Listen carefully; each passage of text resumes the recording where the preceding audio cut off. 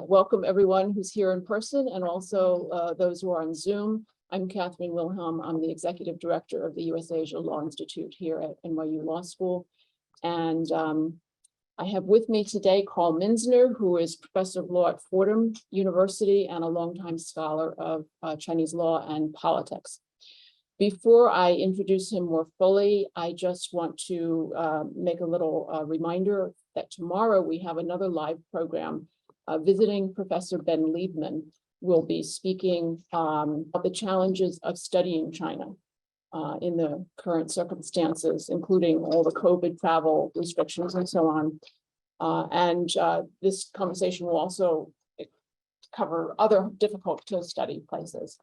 And then next week, next Thursday, we have a program that will be only online, not in person, starting at 9 a.m. with Curtis Milhaupt and Professor Jen Goto in Japan, Professor Milhaupt in the US, Professor Goto in Japan.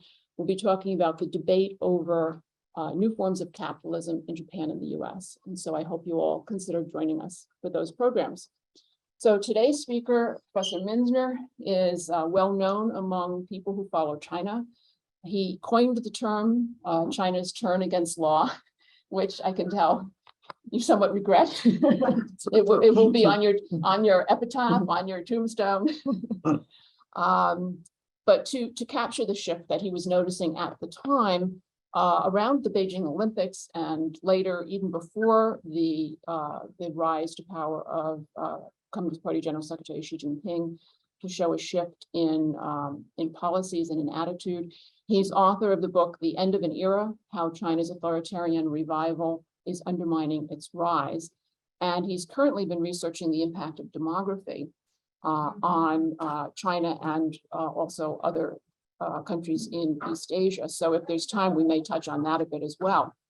So our focus today is on the once every 5 years Communist Party National Congress, which took place in mid-October and which ended as expected with Party General Secretary Xi Jinping getting a new a third 5-year term, and other top leadership positions being filled as well with his supporters. The party general secretary's speech is always a major piece of domestic political theater. And because it's domestically focused, that is focused on a Chinese audience, it can be a little bit hard for outsiders to really parse it and figure out what the messages are. So that's why we invited Carl to do that for us. So with that, I'm going to hand it over to you to make some opening remarks. Great. Well, thank you very much. And thanks to all of you for attending. Thanks for those of you online. It's a pleasure to be back to sort of in-person interactions. It's always great to come here. You guys at NYU Asia, fantastic programs, and really get a remarkable group of people together and facilitate great discussions. And so it's my honor to be talking to all of you today.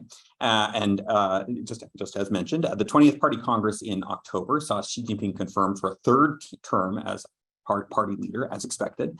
It also saw the somewhat more unexpected Politburo Standing Committee totally packed with his close associates and moderate/technocratic officials such as Li Keqiang, Wang Yang, and Hu Junhua either retired or swept out of the top ranks of the party. And the general wisdom, which I totally agree with, is that China is now sliding deeper and deeper into single-man rule. In fact, other than the turn against law, it's the end of the era. That was back in 2018. So this feels to me like this is now exactly what is happening. And unfortunately, it's just, I don't think this trajectory will go well for China. And I think really the most important questions now are what it means for China in the long term. And as mentioned, I think looking at some of the documents that were issued during the party Congress are extremely important. In fact, what I think I'm going to focus on instead is the amendments to the party charter, because I actually think those are perhaps even more important than the political report, although I can certainly talk about the political part as well. But I think focusing on what happened to the party charter, both in conjunction to what was done right in 2022 and putting it in a longer term perspective of what's happened over the past 10 years, or even longer, over the past 80 years, I think provides us some insight into some of the problems that might be about to blow up for China. And of course, if we're thinking about the party charter, it helps remember what it is. The party charter itself is sort of the foundational document for the party. Roughly, you can think of it as the constitution for the Communist Party, or a more important version of the political platform for the Democratic or Republican parties. It goes well beyond the importance of that, the US versions of this. What it really is a core document that is the subject of mandatory study for all the political study sessions that party cells, party officials are expected to undertake at a regular basis. It sets out the organization of the party, the rights and responsibilities of party members, and so on. It is regularly amended at these once every 5-year party congresses. And since the alterations of the language reflect the will of whoever happens to be in power at that particular time, the changes in the language that are introduced offer a window into sort of the thoughts and the directions in terms of where party leaders are planning to take the party, as well as and so what has happened to the party charter?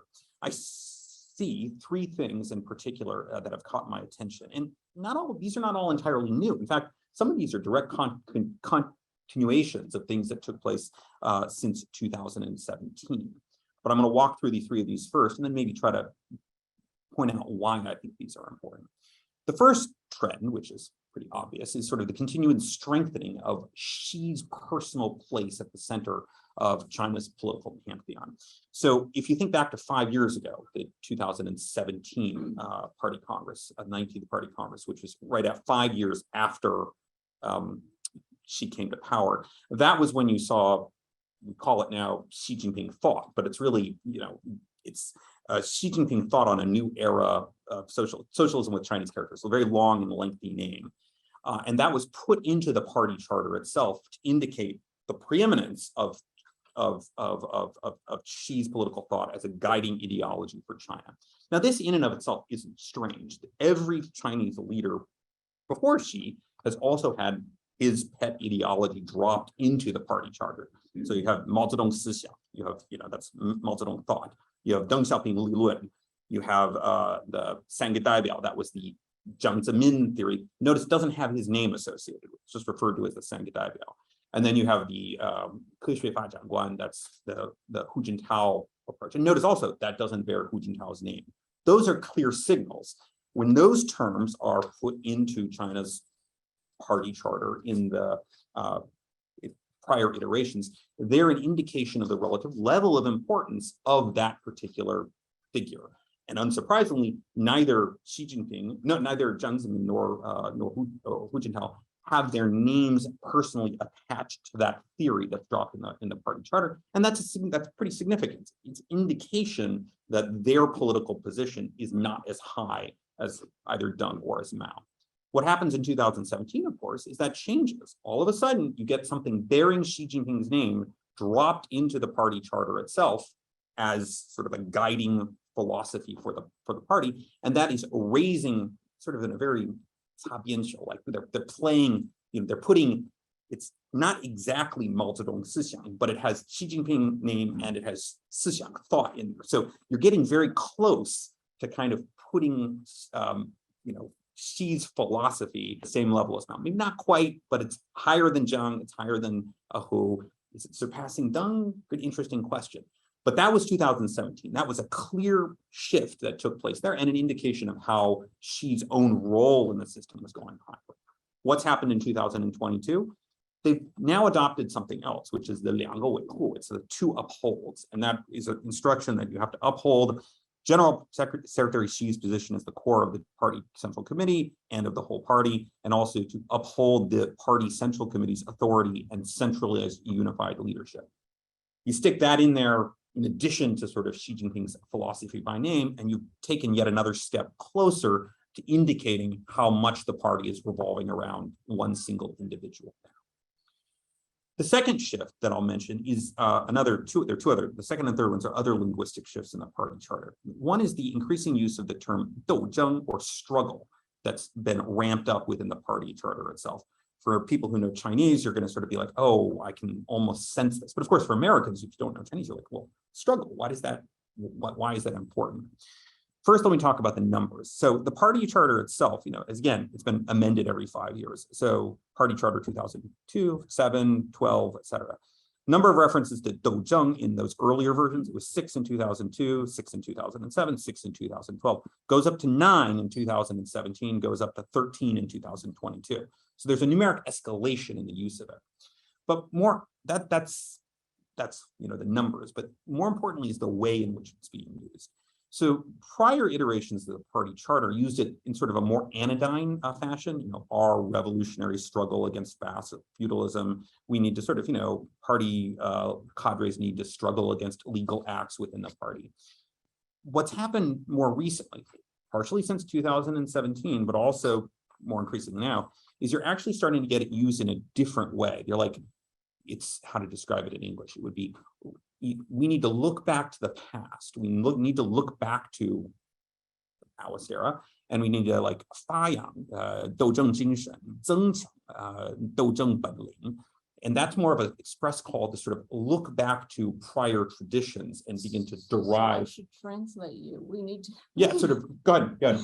Yeah. We need to express a spirit of struggle. Yes, and increase our ability to struggle. It's so no longer just sort of an anodyne reference. It's actually kind of almost look back history. And I'm going to go into a little bit about what would be the importance of douzheng and struggle in China's political history. But these new references are more of a call to sort of look back to a prior period and sort of absorb some of this concept of struggle, to sort of look back and repeat.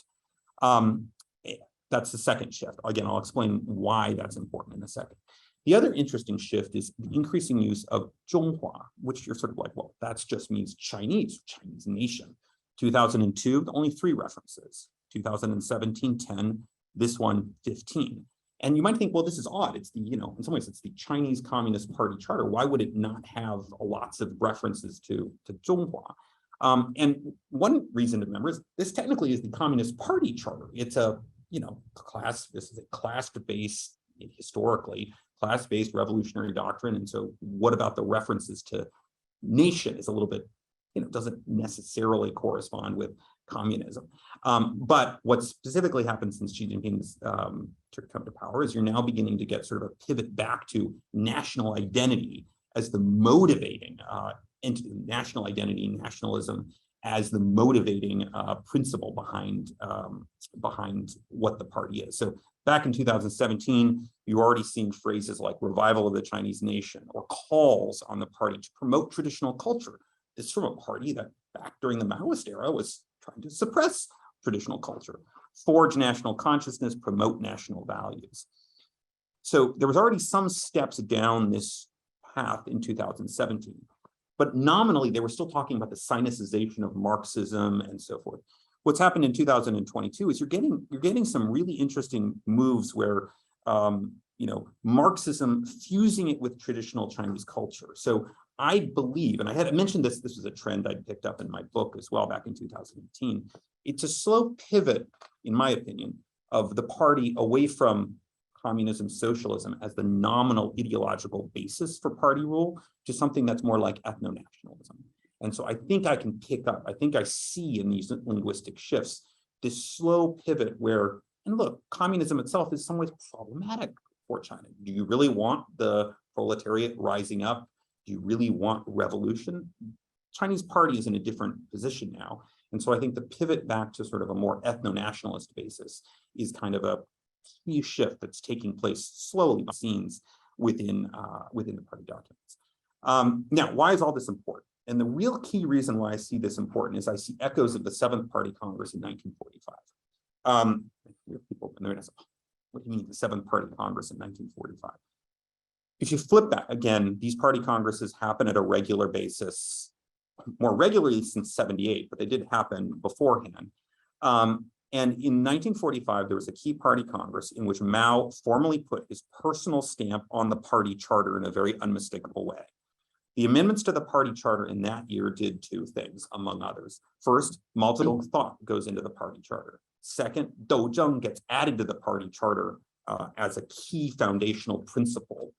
Struggle gets added to the party charter as a key foundational principle.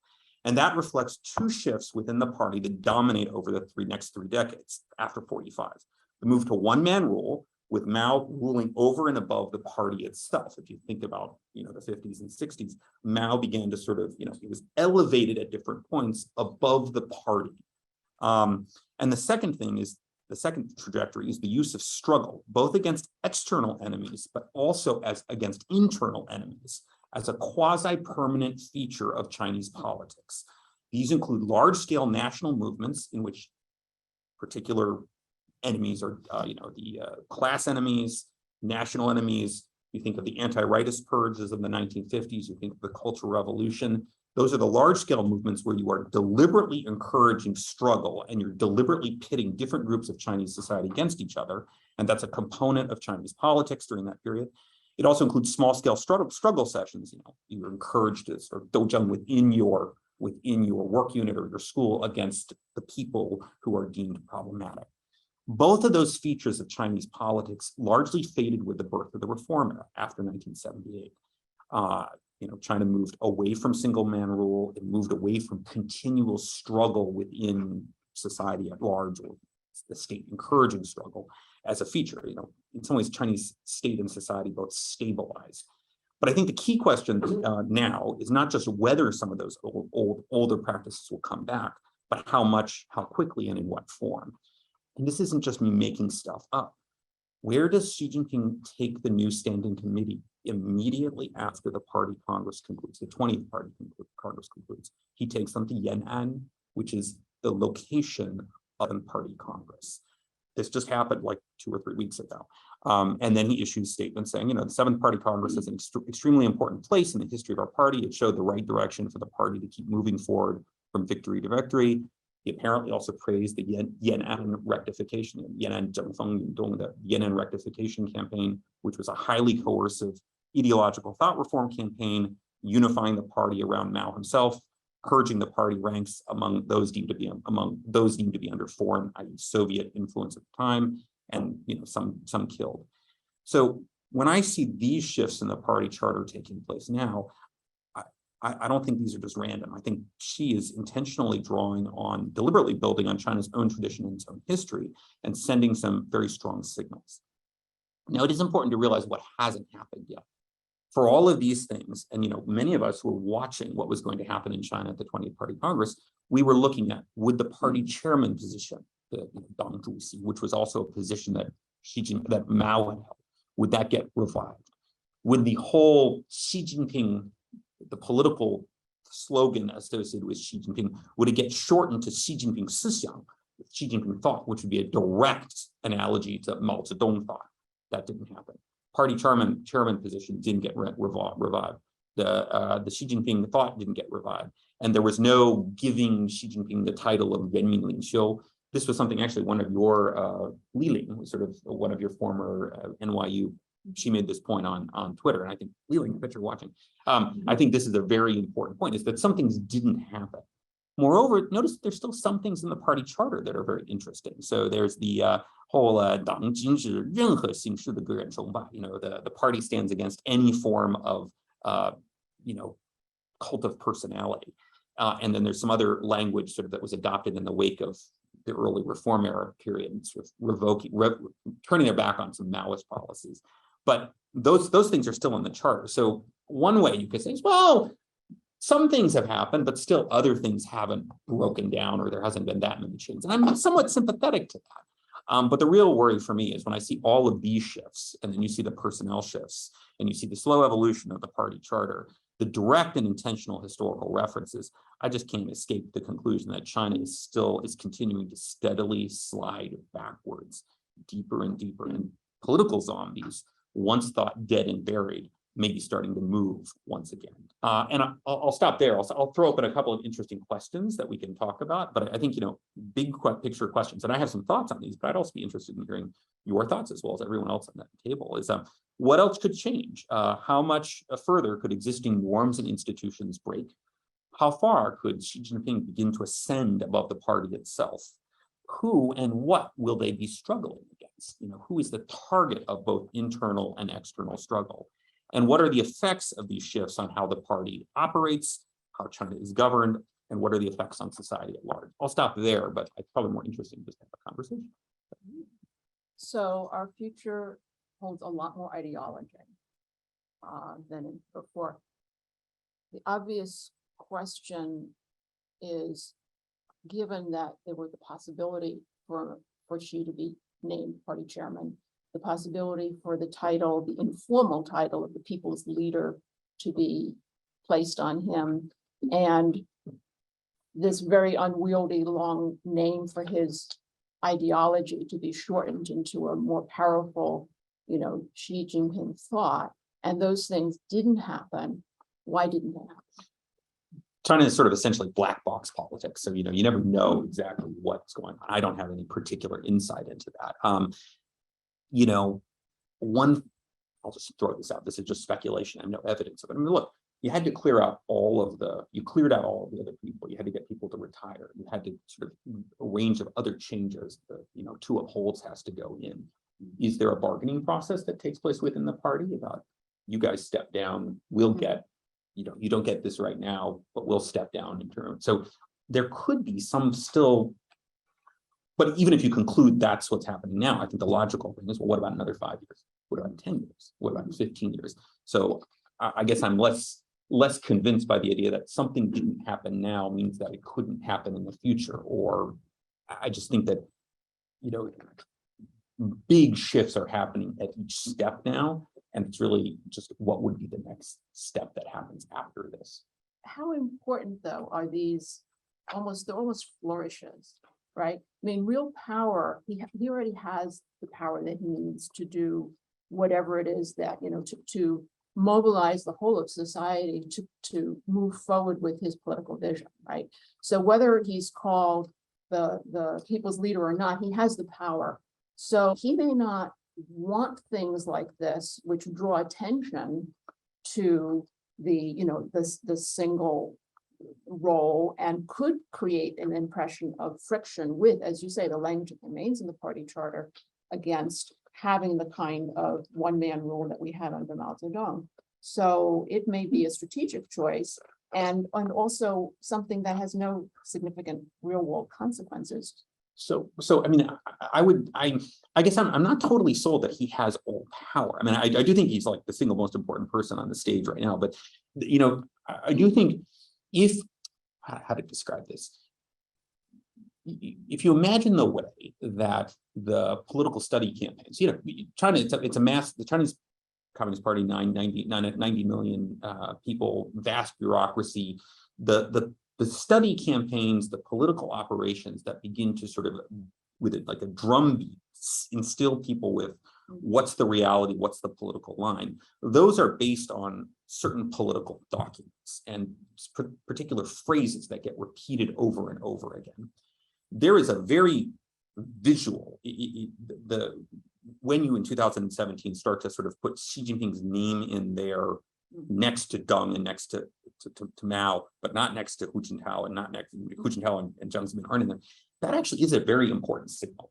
So I don't think that's a pure flourish. I do think that there are doors that get opened when it becomes authorized for Xi Jinping's photo to be displayed in the same way as Mao, for his calligraphy to be at the top of the general. So certain things that haven't happened. And I do think that there's some, it's a big entity. You have to have the step which permits X to be taken. And I do think that there is some things haven't fully opened yet. And so you could say, well, it's intentional. I could, maybe it's inertia. Maybe it's some people saying, well, we're not quite there yet. But I do think that he's got so much power that you want these doors to start opening one after another. And the problem isn't just that that's a signal to government officials. It starts to become a signal to people. So ordinary people start to think, well, I have a problem with my local X. I'll just accuse him of being disloyal to Xi. And then you start getting the whole box of worms beginning to using politics as a weapon against other ordinary people. Because China has a whole bunch of vast social cleavages. What really worries me at the point at which that's a door that could start to get opened, where it's no longer our fear about what the state is doing in society, but how different actors within society begin to mobilize for their own ends to sort of use some of these political developments, and then China gets much, much less stable. Well, that's a very dark thought. Yeah. So as I said at the top, I think that this, the whole party Congress, of course, but Xi's speech in particular, and of course the changes to the charter, the audience for this is in China. Yes, It's not us. totally. It's not intended so much to send a signal to the rest of the world about how China intends to behave on the world stage, even though we take some messages from it. What do you think is the number one message that she wanted to get across to the Chinese people? I'm in charge. Mm-hmm. I think that's it's this total centrality around him. I think that's one of the key messages. There may be somebody, going back to Xi'an, I do think that you're starting to also see these other calls about turn to the past, learn from the party. The party needs to learn from its own roots. But I do think that the fundamental message is it's me. That's interesting. What about, so I'm going to argue with you a little bit. Go for it. Rejuvenation as the number one message. Trying to, I read the whole speech as a kind of a national pep talk. In the past 5 years, or really he talked about a lot about past 10 years, we've done this, we've achieved that, we've achieved the other thing, we are stronger, we are better, we have met our first century goals, because of course the party just celebrated its 100-year anniversary. And so we've met all of these targets we set before, and now we have new targets for the next 100 years. We should be proud of ourselves, we should be more confident, and we are carrying out a historical mission to rejuvenate the country, because we remember the pain of the 19th century when the Western powers came in and more or less sliced off pieces of China. So the message is national rejuvenation, and the party and I are the ones who can get this done. Rally behind us.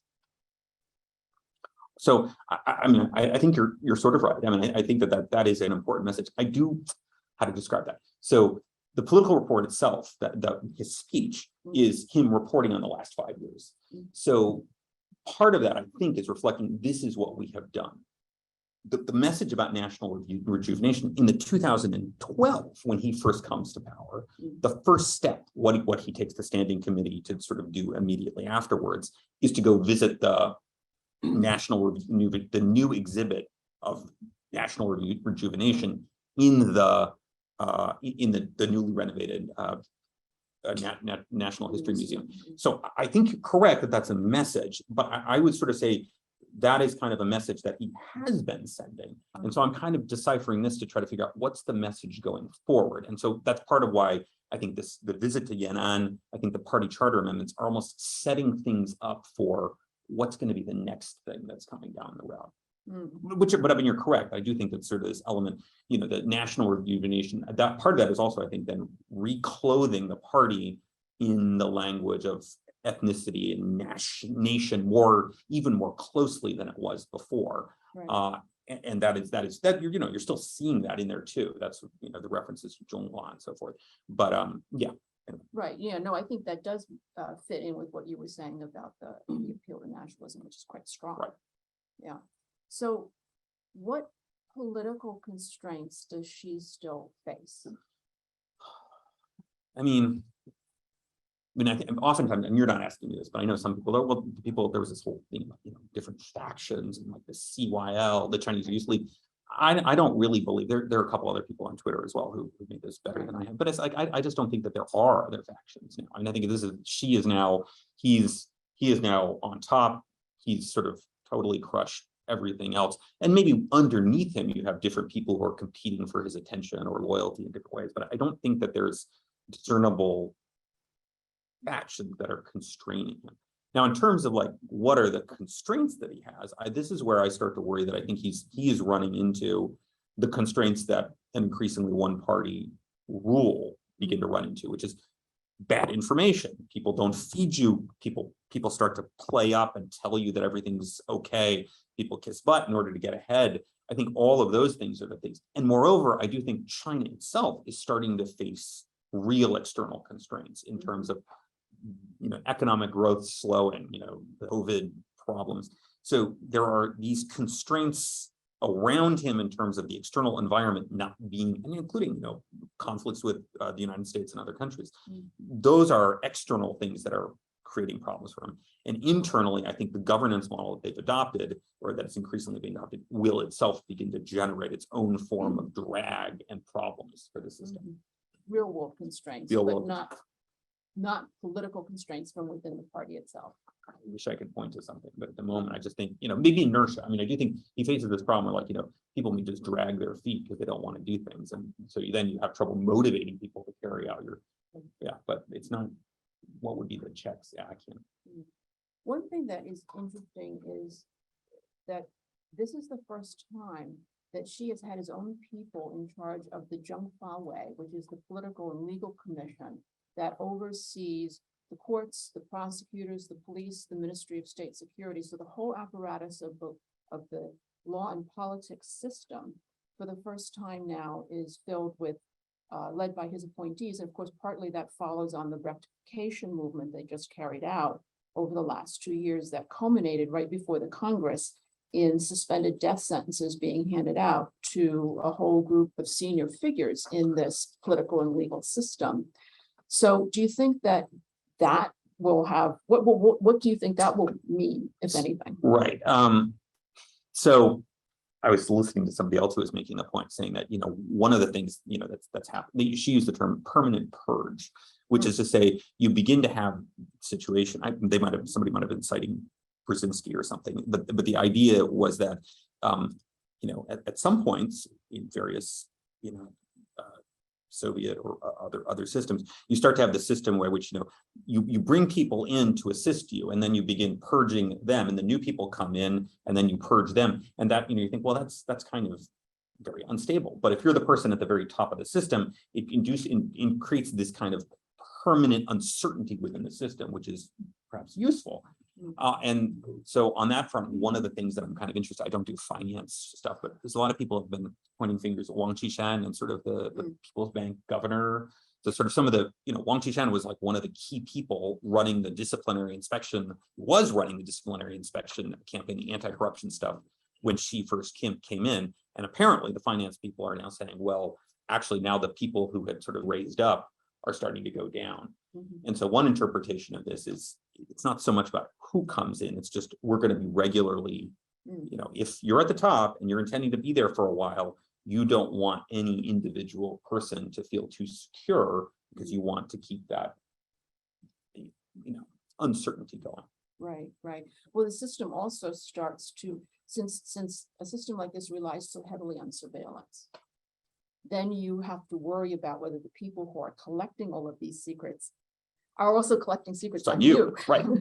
Right, exactly. And so that's right. So that's why, Zhou Yongkang among, you're like you worry about the security forces, and that, first targets is I got to get control of that. Right.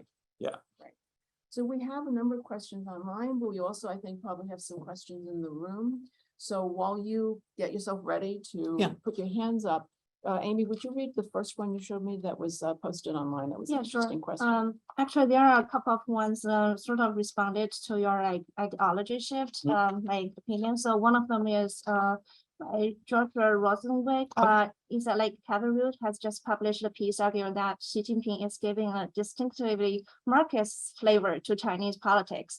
And that understanding is essential to understand where China is heading. I hear you emphasize what you call ethno-nationalism. Is one of you wrong, or both of you are right?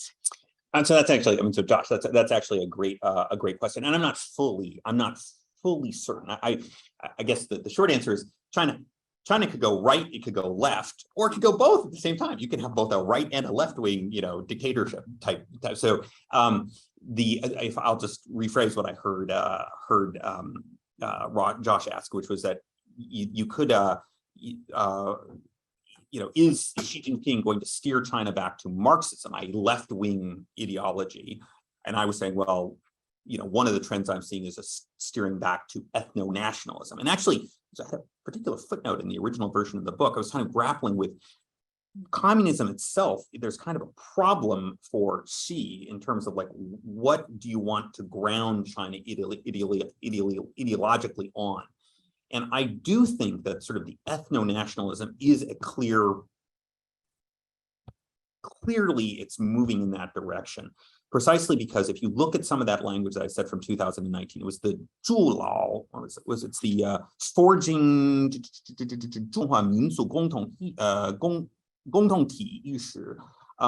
That is like forging national consciousness. That's exactly the stuff that's being, been used in Xinjiang. That's the stuff that's being used against minorities. That is really this push for we are one nation, and we're going to begin to slowly abandon the 1950s Soviet-style nationality policy in favor of something that's more like aggressive assimilation. It's also what's being deployed in Hong Kong. So that's clearly something that's taking place. But I actually hear you too on the left side, because I do think one of the things I'm watching going forward is China's going to have a big problem with youth unemployment, migrant workers, when the economy tanks. And there is this interesting question for Xi of who do you blame for that? Who's the problem? And I do hear also this, the wealthy people, the elite, and who have been, many of them corrupt. And so I do think that you can actually merge the two. There's no reason why you have to have just one or the other, but you could have both an increasingly nationalistic, but also populist policy. And then you think, well, could you have that in the United States too? Have we seen? So I mean, just to say the left and the right, it doesn't necessarily have to be.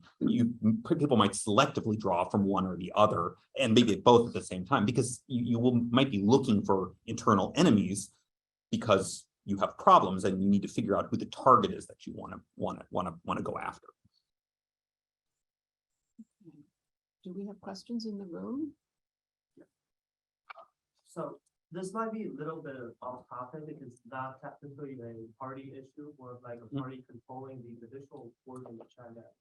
So I've heard a lot of people saying on Twitter and that the judicial branch will be the next target for Xi Jinping's struggle.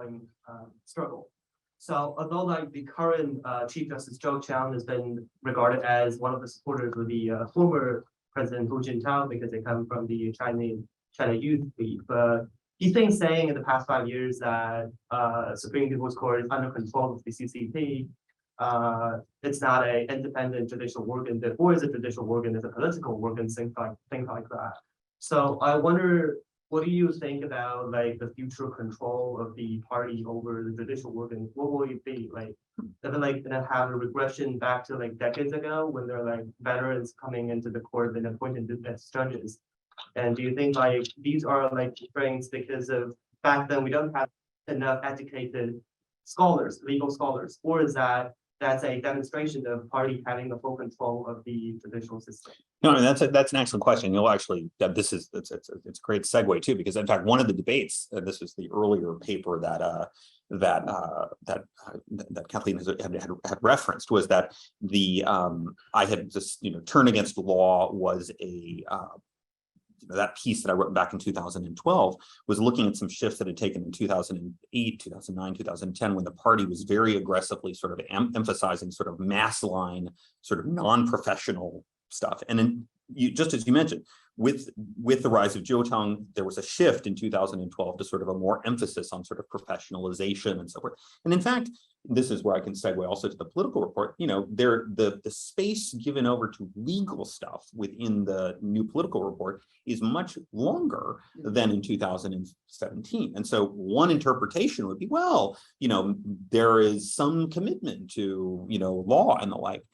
The problem for me, if I'm trying to sort of think very big picture, how to do this, is I think some of those trends are just incompatible with the broader direction that I just described.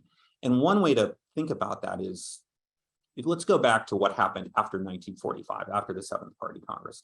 During the 1950s, there was a push for legal reform in the early PRC. There was a push for, Jerry Cohen got his start studying sort of, and you were actually getting legal experts to help China draft build a legal system. The problem that happens is that at some point between one-man rule, emphasis on struggle, you get a breakdown of that. The commitment to those other things starts to go out the window, either because you regard them as ideologically undesirable, or they start to create problems with some of the other things that you want to accomplish, such as going after, the wealthy individuals because you want to sort of expropriate property because you need the money. And so I guess I'm sort of agnostic in the short run. I'm like, well, I don't know, maybe Zhou Chang will get purged this year. Maybe he won't. Maybe, maybe somebody new will come in. But ultimately, I just don't think it matters. I think the longer term trajectory will swallow that stuff. I think China there was an era in which you could sort of argue that the questions about law were fundamental to the direction of where China was going to go. And they're still important. It's still a lens to look at China. But what we're talking about now are core questions of politics in China about where it's going. And I just think at the end of the day, that's going to start swallowing some of the other. So maybe there'll be some really interesting legal developments over the next 2 or 3 years. But I just have to think that down the road, just like the stuff that the finance guys are now like, wait a minute, all those people who were sort of Western trained, experts in law in finance, they're now getting potentially purged. I kind of think there might be starting to be some conversations about that down the road as well. That's a darker look. Yeah. Yes. Yeah, I guess I have a question. Before you were talking about rights and nationalism, as opposed to, how does that fit with the international revolution of the proletariat? So clearly China has been moving in one way in the past decades, in a sense. So I was wondering if you can integrate that with an analysis of, the class structure within China today and leading toward greater and greater inequality. Usually nationalism, at least historically, has been used to sanctions to sort of endorse unequal societies, right? And just to emphasize commonality and the basis of common national development. So do these things go together? Is capitalism with Chinese characteristics? I mean, I think that's an interesting question because if you sort of think back to the way the last 30, 40 years since 1978, fundamentally the way that the Communist Party ruled China during the 80s and 90s, it was essentially more or less in alliance with capital. So it's the party itself, the Sangha Daibao, that three represents in the late 1990s, was redefining the party itself as representing the advanced forces of production. That's when the capitalists got to come into party institutions. And so that really is kind of a fusion of exactly what you're talking about. The party no longer really stands on the side of the laboring workers. We're no longer trying to sort of, we're making alliances and we're accepting in some ways that level of inequality within our system. And in some ways you can do that as long as the pie is expanding. But I do think that there's a fundamental problem that China's running into right now, which is you now have that it's increasingly clear that the people at the bottom, not only is there a gap, but the people at the bottom of the system, may not even improve a little, but there could be lots of negative consequences, the precariat, the analogy to sort of the Starbucks baristas in the United States, the college-educated students, the migrant workers who sort of can't, Foxconn gets shut down because of COVID-related stuff, whatever my job. There are going to be a range of losers at the bottom of the system. And there is kind of this question for the Chinese Communists, what do we like to stay on top and try to manage, to sort of control, to be on top of things. And at some point, do you have to take sides in that battle or sides in those conflicts? And what do you stand on the side? And as you mentioned, one thing is you just double down in nationalism and say, this is all the fault of foreigners. But another option is to sort of say, well, there's internal forces within our country who have treated people poorly. And if we address that, if we target that group of people and blame them, this is where the party itself could sort of flip back to its own roots. And you think of the 1950s where you actually do start to allow some level of class-based stuff to target and maybe possibly expropriate the wealth of particular people to try to pursue a more distributionist. Many of the business folks I talked to are very worried or concerned that sort of the new emphasis on philanthropy is basically a code word for enforced donations of give us, we're going to expect you to turn over so much money. And so I guess this is also the question that Josh asked me, does China go left or does it go right, or can do both at the same time? Maybe, I'm not entirely sure on that. but they also may not be incompatible. It might be that you can pursue both nationalism and sort of reviving some of the old socialist stuff. Previously, you wouldn't have thought this was possible because, of course, economic development is first. We can't, I'm not so sure that that's the priority anymore. Well, if you want to talk about reducing a huge gap between rich and poor, you don't have to go all the way to the extreme of expropriating from the wealthy and, you know, nationalizing private assets, right?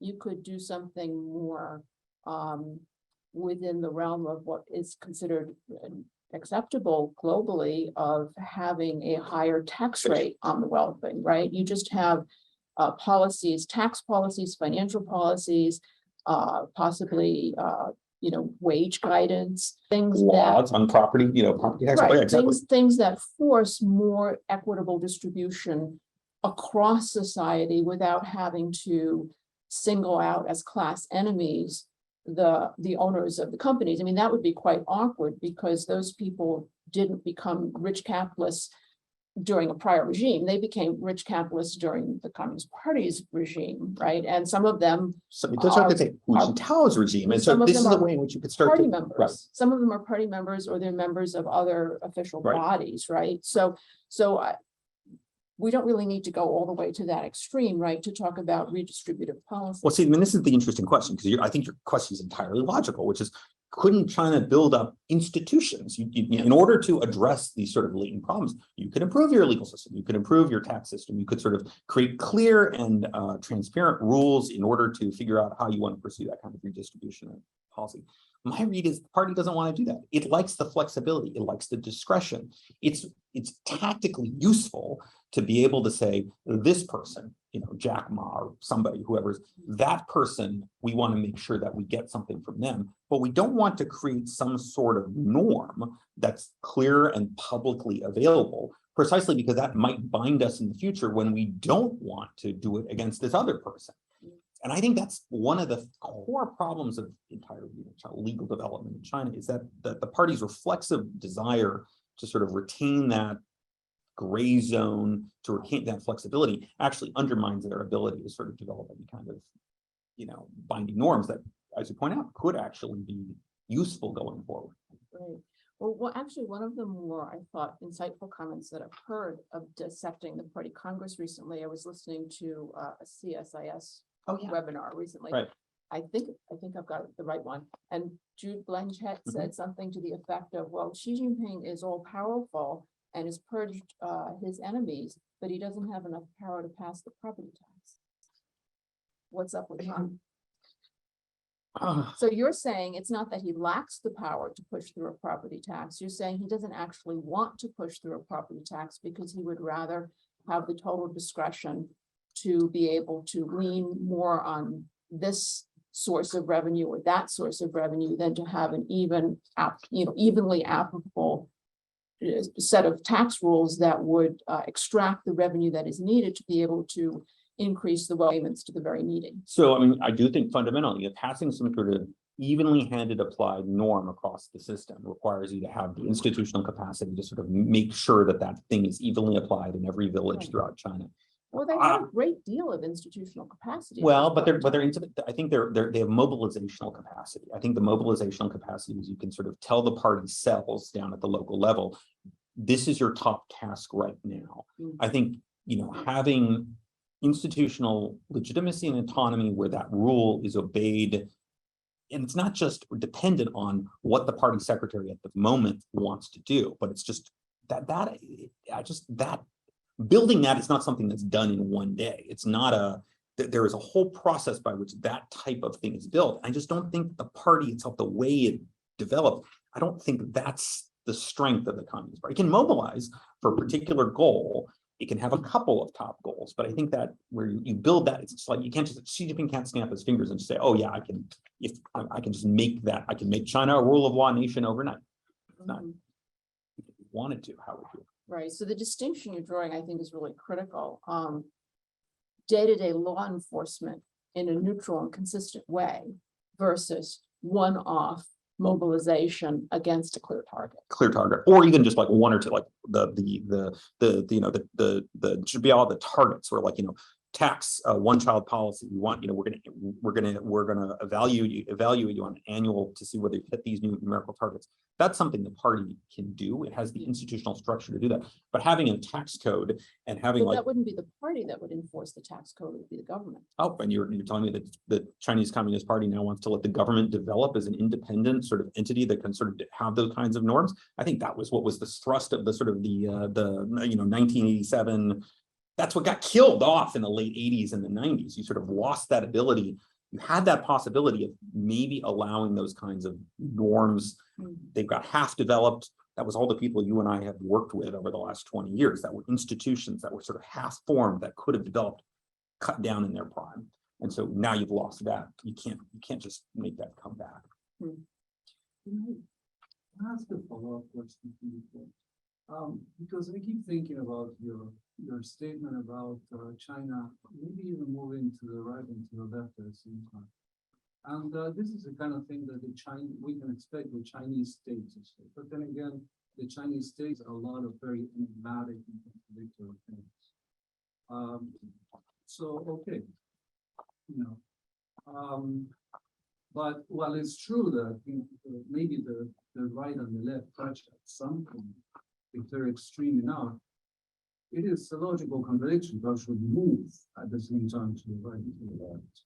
So Unless you think of it as a circle, unless you think of the political spectrum as a circle, then they can kind of meet at the other side. They can meet sometimes, like there are correspondences at the other side, but the process of moving is whether you go one way or another.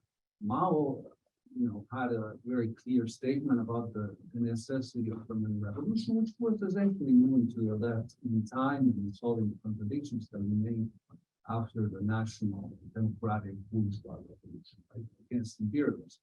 So that was fairly clear in Mao. I think we see, well, even before Xi, since then onward, we see a move that is not resolving the contradictions, but is to expand capitalism, with communism being now an endpoint at an unknown point in time. But again, this is the Chinese state, at least officially stating this. Can you trust that? And my question is maybe not to predict the future, but to assess really what is going on in China in terms of where it has been moving and where it keeps moving with Xi. That is not some mystical, well, it's out of the left, out of the right, it's who knows what. You can look for the econ guys are sort of, they had been very positive about, hey, there's still some space for private capital, et cetera, et cetera. They've gone really dark. I mean, if you look at all the people who sort of Stephen Roach, some of those people who were like able to say, well, Arthur Kroger, I mean, many of those people have been sort of pointing to, well, there's still this place for private capital, et cetera. That's the state, the rise, the revitalization of the state-owned enterprises since like the early 2000s, just see what happened to Jack Ma, the crackdown on the private tutoring industry that started like a year and a half ago. There have been really significant efforts to kind of begin to move to reassert state control over sections of the economy. Talk a bit about foreign business. What message do you think foreign businesses either are taking, if you've spoken to any people recently, or should take from this Congress? I mean, so the short is I'm not, I mean, this, business is not something that I particularly work on. I do think that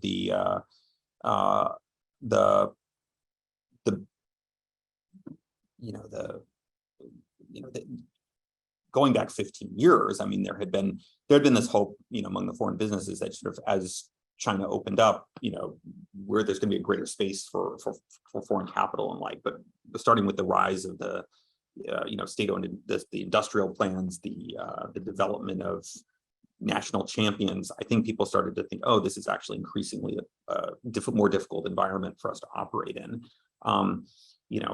That interview with the head of the European Chamber of Commerce with Jorgen, what's his name? Jorgen Wickett. Yeah, I mean, he was like, he'd been in China for 40 years. And he was very dark about where things were going.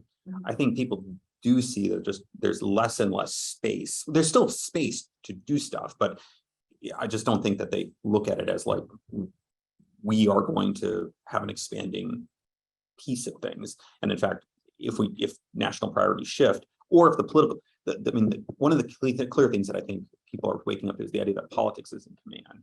I do think that there have been a sense like, well, for decades, economics is always running things. And the shift where you start to realize that actually, no, politics is fundamentally the core thing. Or ideology. And ideology, politics and ideology. Then you start to realize how hostage you are to other things that start to blow up. And I think that does worry people. And so, many folks, as far as I know, are making their exit plans, including out of Hong Kong. I mean, that's the other big area. Right. There was a section in the report, I think it's the standard section about party building. Yes, right. And that was the party building within foreign. I think they had a party building in foreign organizations. They mixed ownership. They talked about, and new forms of party building with respect to new forms of employment, which I interpreted to mean, tell me if you agree, the more of the contract labor, the sort of, the more independent, what we would call gig economy type arrangements where individuals are not necessarily full-time employed. And so there's a question about who they really belong to, right? So there might not be an employer who's targeting them for political education and mobilization.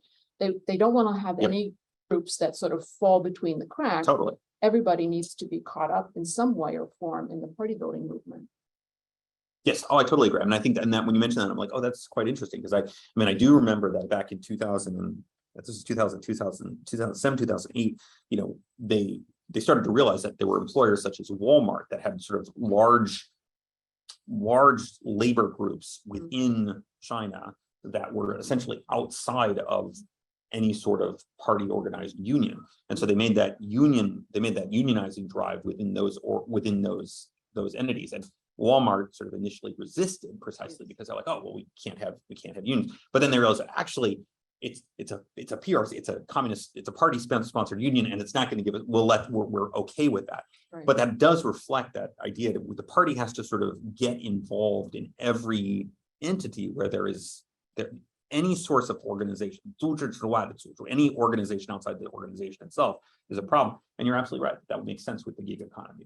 Everybody has to belong to something. Yeah, otherwise. Or and even if not every, there are only 90 million people in the party. So it's not like every single but the party cell, you need to have the party involved in everything that sort of can look over and make sure that society is not deviating or that we've got influence about what's happened. Yeah.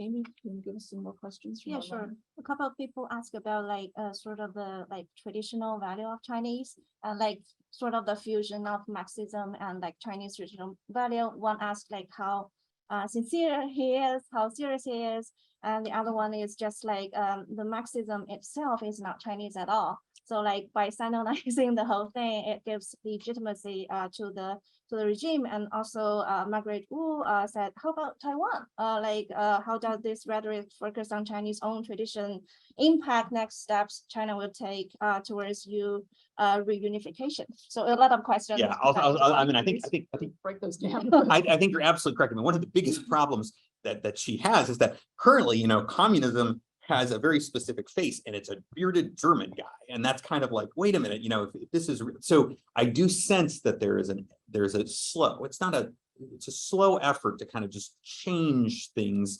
to a more Chinese. Now, this is the question that's being raised is how sincere.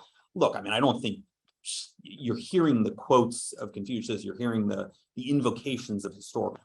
I don't think that this is a real move towards Confucianism. I think it is.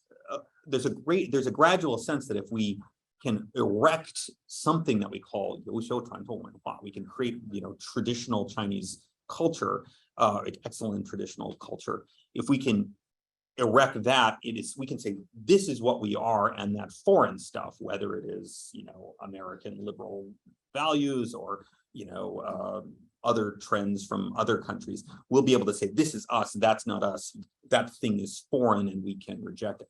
But the thing that we adopt, the thing that is that will, the traditional Chinese culture, that will be kind of a sanitized political a politically acceptable version of Chinese culture that's sort of derived of whatever in Confucianism or Taoism might have anti-state or anti-CCP messages. So it's not really looking for a real, what's really traditional Chinese. It's opening a door for something to come in, and then there will be a slow process of figuring out what is. Now, for all of you who happen to be working on these issues, I think the really interesting thing for anyone who's working live, clearly the real battle over the next couple of years is Tang Dynasty or Ming Dynasty. That's where, no, really, you think I'm crazy. That's literally the battle. Anyone out there who's sort of like thinking about China stuff, I mean, 20 or 30 years ago, people would be wrong. I think China needs to adopt the Italian something or the Japanese or the American constitutional model. That's all dead. You can't use that. But what you could do is you could argue that there's something really in the Tang Dynasty that embodies the best of China that's totally different from the Ming Dynasty.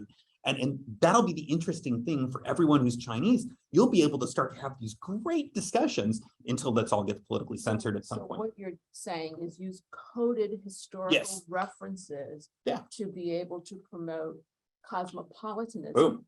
So the Tang What's- Dynasty, I don't know how much everybody is up Yeah. on their dynasties, but the Tang Dynasty is standing for a more cosmopolitan version of China, a Multinational. more open and multi-ethnic version of China, and the Ming Dynasty representing the closed off version of China. Yes.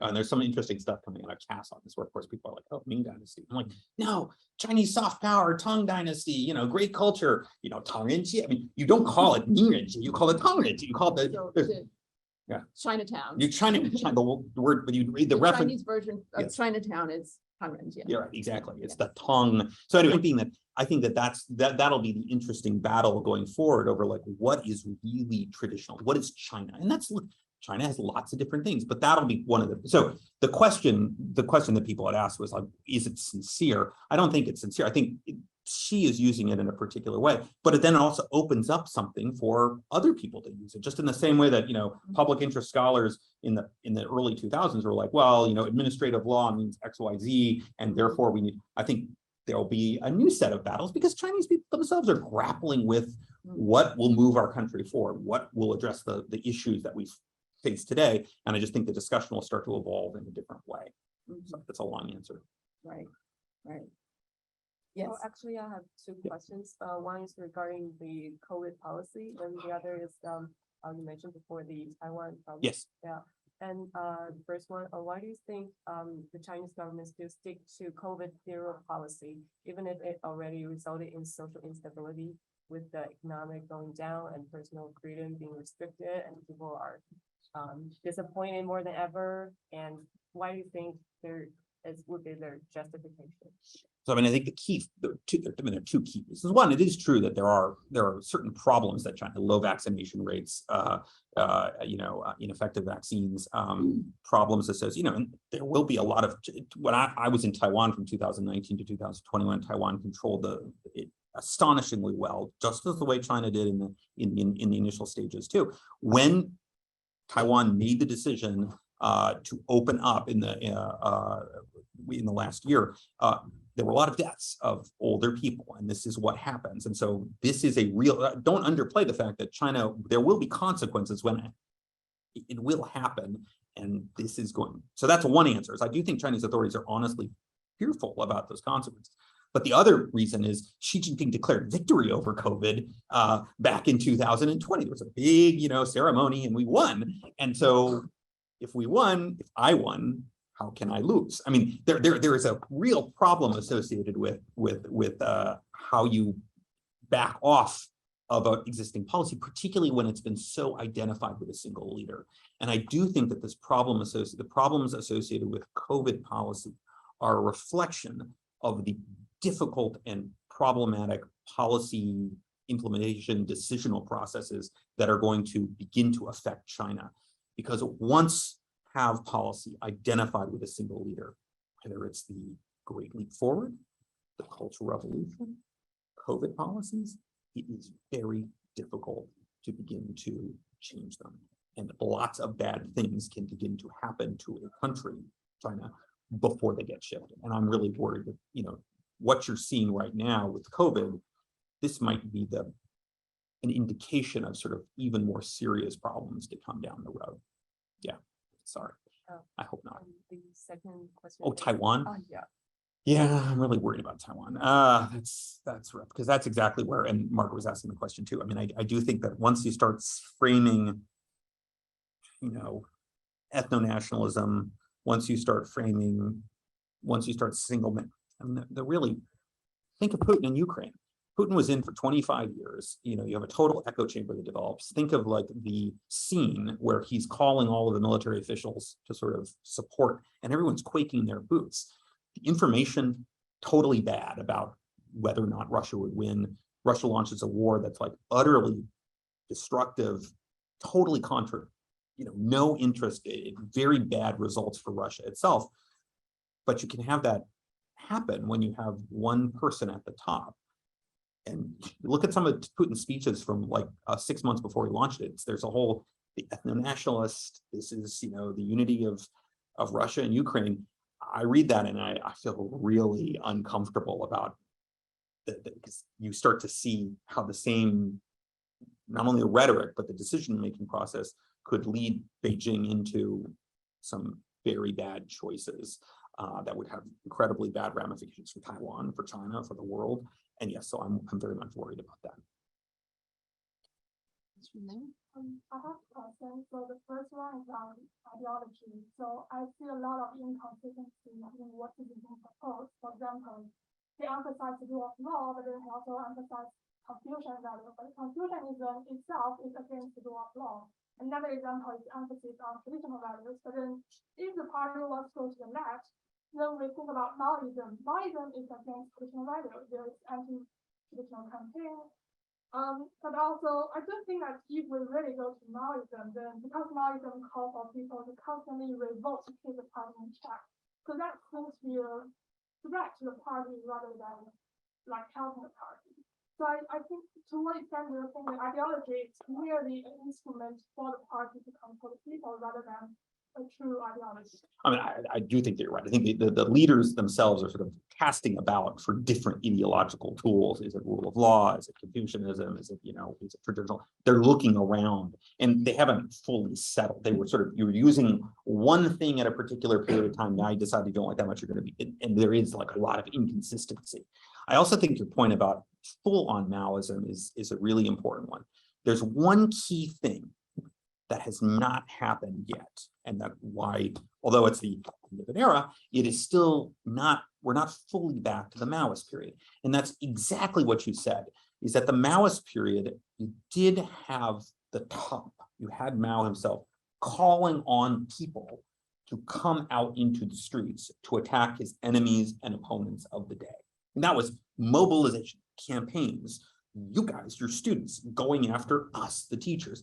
That was core to that element. Anti-rightist campaign, anti-landlord campaign. It was riling people up to sort of get that stopped almost entirely with the birth of the reform era. And so on the one hand, you can say, well, it couldn't possibly come back. How on earth? There's no way in 2022 that you could possibly have the person at the top of the system ever want to have that happen, because it would cause too much of a threat to well-established institutions. And then I'm looking at the Americans in the audience and be like, we know that clearly the person who is at the top of the system could never decide to call people out on the streets to attack the institutions of the day. And the Americans are like, oh, no, we saw that. We've seen that recently in our own society. And the point is, we can see that in the United States. You could also, that could happen in China too. It's not that difficult for me to imagine a situation in which somebody at the top of the system, Xi, somebody else, well, starts to think, I'm going to open that last door, not as a good decision, but you know what? People aren't doing what I want. There's splits within the party. I'm getting a little old. It'd be kind of fun to do. I don't know what they would do, but that's the last door. And I'm very sensitive to any, my antenna are up waiting for, Xi Jinping to show up in front of a mass audience. There's a lot of clapping in those, the Xi'an Lianbo broadcast. And you're like, that's a lot of that. They're like minute after minute of just him and people clapping. I watch those, but of course, that's just a news broadcast. I'm waiting for, at some point, could that start to turn into something else? But no, so that's one clear thing that and that we're not back up.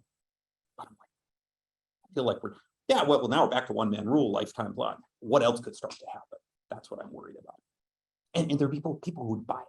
There would be people, if you pick the right group of people, to be like, those guys, that's the problem.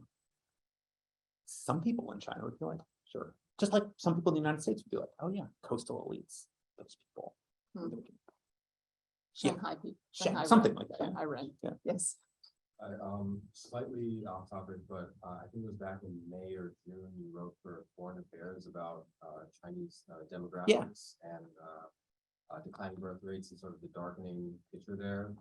And you talked about some hypotheticals about what he might do, and you recommended maybe some measures that, albeit politically difficult, they could do, such as raising retirement ages, reforming the pension system. So I was just curious where you see kind of where does the political will to do anything lie, and like what would be like the most likely scenario? So that's hard. I mean, and you're exactly right. I mean, so this is a little bit different from the party Congress, but I think that this is a long-term political issue for China, is and social challenges. What do we do with this rapidly aging society and the costs? This is another situation where there's no longer easy choices. You know, that the era at which the pie was expanding, you have a young population, more employment, you weren't having a big retirement.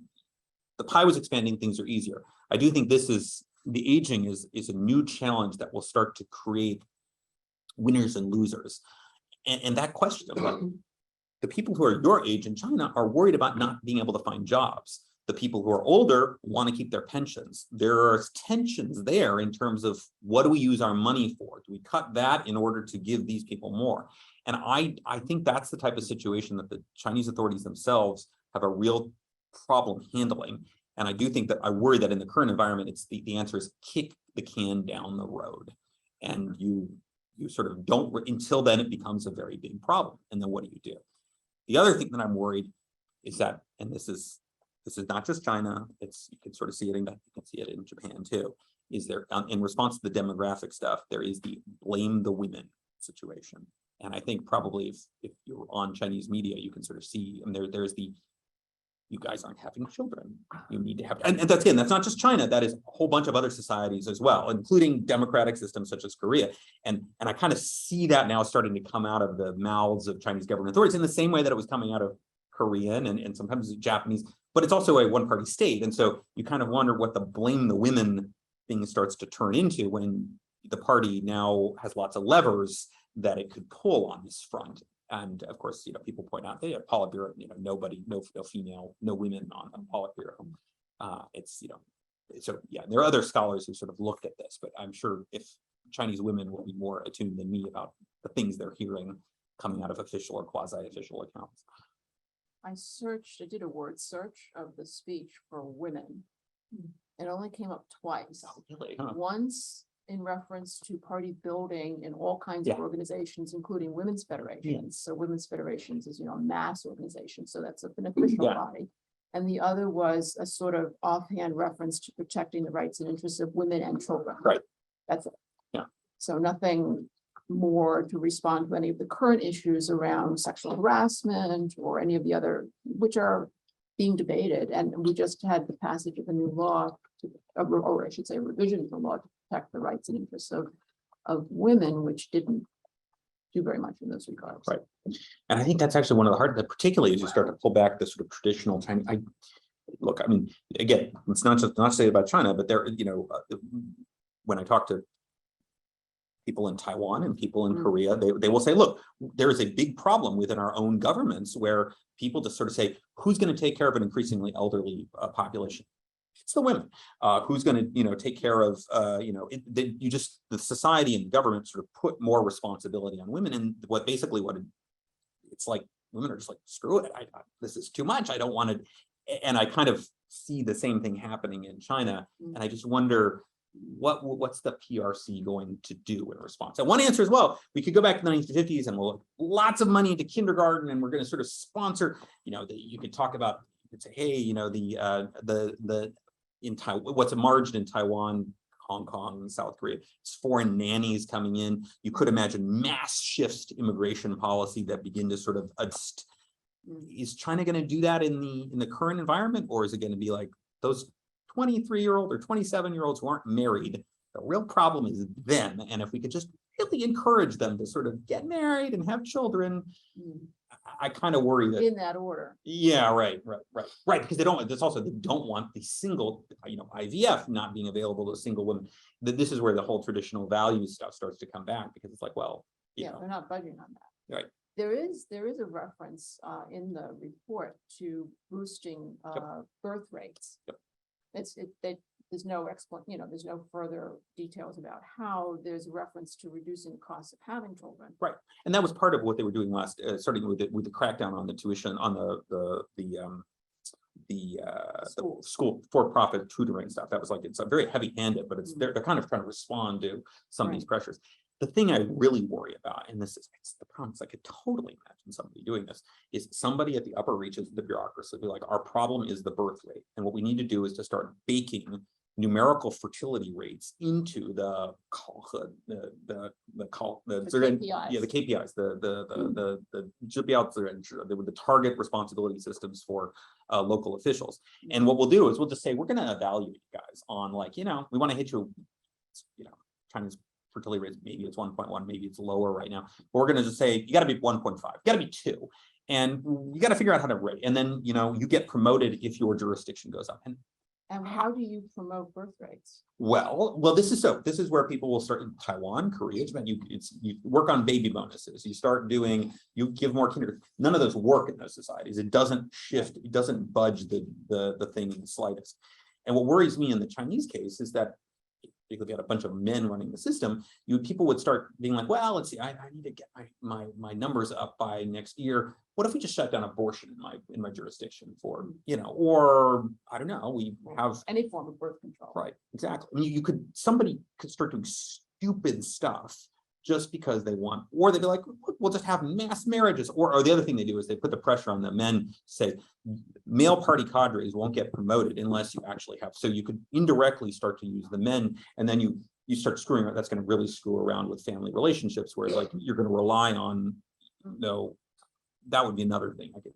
Totally stupid stuff. But I could imagine if they find that the other stuff that other societies have tried don't work, they've got heavy-handed, and of course that would just do awful things to Chinese society. Yeah.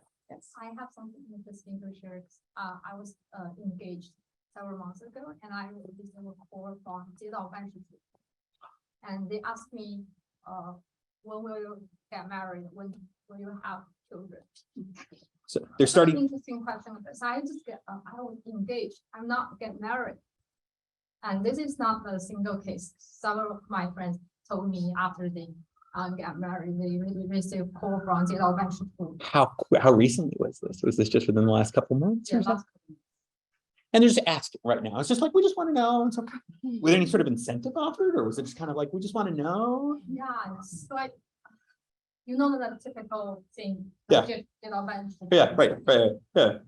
Interesting. The residential.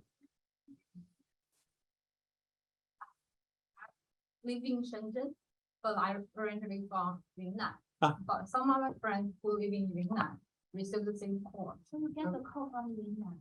Now I'm from a call from Shenzhen, but they received the call from Yunnan. Right. So more than So one local. that's like company. actually you're starting to get the It's national following instructions. up. Yeah.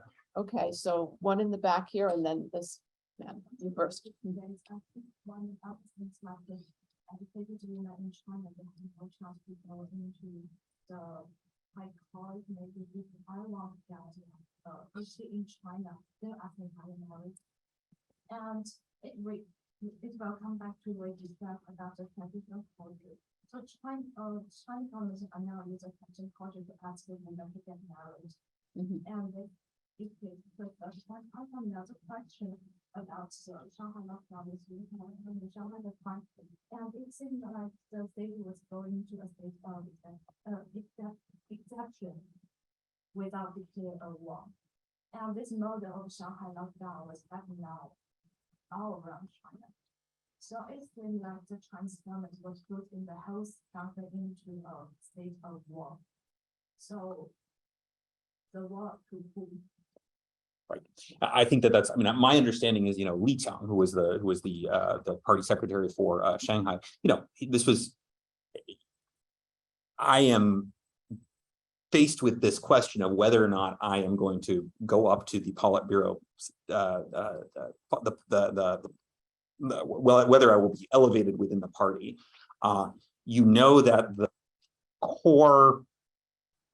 the new core goal is to fulfill the mandates from Xi himself. Xi himself has made COVID control crucial.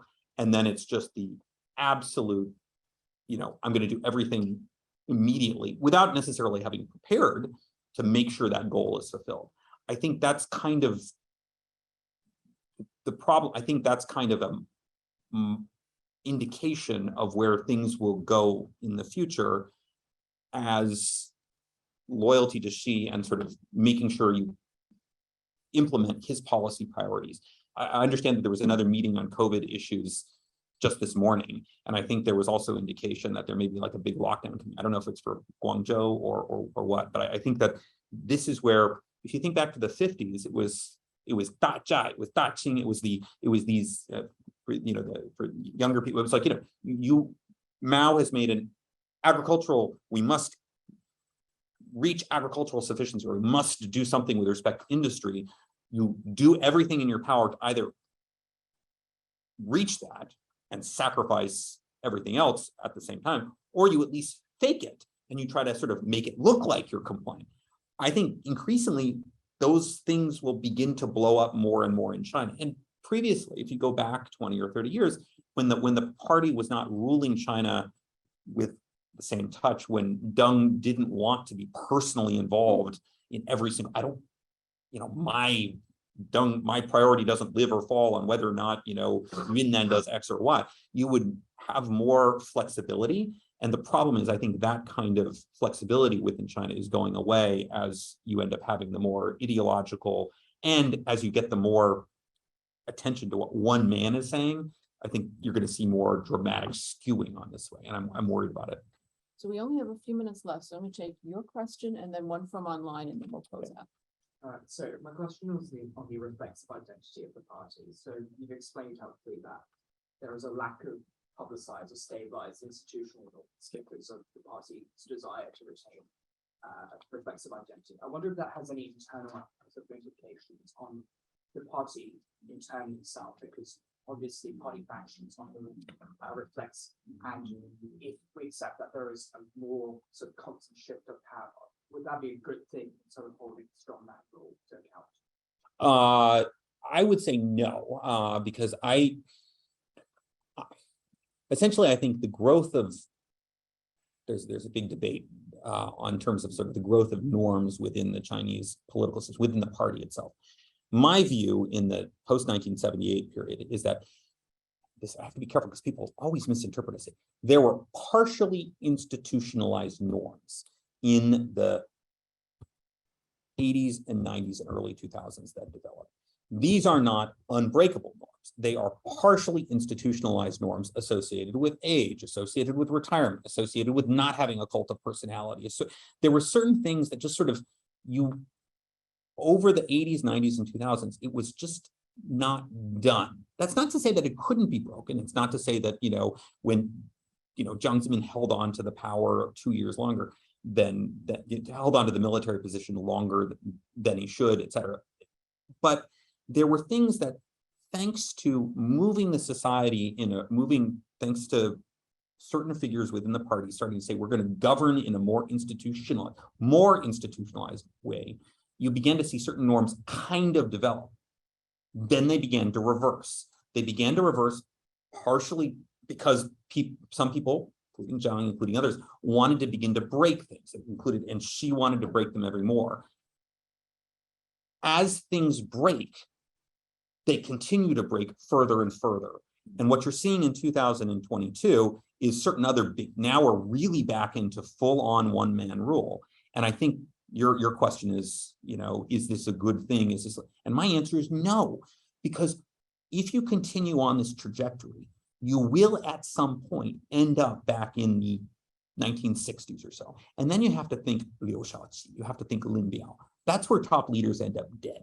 And currently people are like, well, no, Hu Jintao was ushered off the stage and Li Keqiang's just going to retire. I'm like, yeah, but in 5 years or 10 years, what happens at that point? And when Chinese politics gets back to that era, that's when things get bloody. And that's what I'm worried about. And all that's to say is, there wasn't to say that things were perfect in the 80s or 90s, but politics were kind of stabilizing to a certain, and now they're not, and they're going back down. And the question is now, how much further? And then the question is, how much further back could they go? And that's what really worries me. So when you say, well, you could have more factional stuff coalescing into concern, I'm like, yeah, but if he doesn't like that, then he's going to be really rooting out absolutely anyone who's ideologically deviant within the party, and then you're back to lots of more instability within the party itself. So just read one. Okay, sure. One simple one. It's a very interesting question. We've heard govern the country by law a lot, but this time the report mentions govern the military by law twice. So do you have any insight into this seemingly unusual reference? So I know one other thing important to always mention the counterpoints to my argument is to recognize that one thing that has emerged within the party itself is the emphasis on